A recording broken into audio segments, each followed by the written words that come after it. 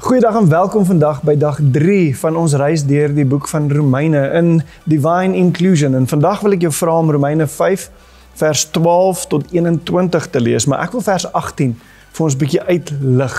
En dit sê, soos dan een oortreding veroordeel is tot veroordeling vir almal, so bring een regverdige daad die regverdiging wat lewe gee vir almal. Nou ek wil jy moet besef dat in Adam het die mensdom hierdie erfdeel van sonde ontvang.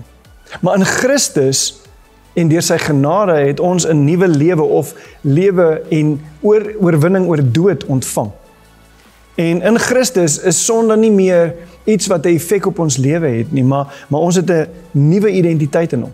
Want ek wil jy moet besef dat voorheen as gevolg van Adam was ons in hierdie vasgevangde wêreld van sonde, maar in Christus is ons vars en nuut met 'n nuwe lewe.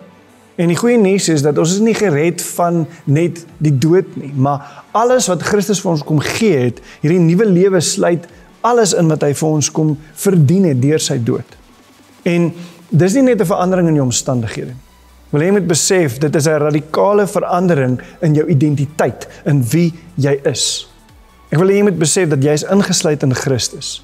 Die mag van sonde het nie meer effek op jou nuwe identiteit nie. So vandag moet jy prakties vir jouself oor en oor, en nie net vandag nie, ek doen dit so baie, wat ek vir myself sê, ek is nie meer in Adam nie, ek is in Christus.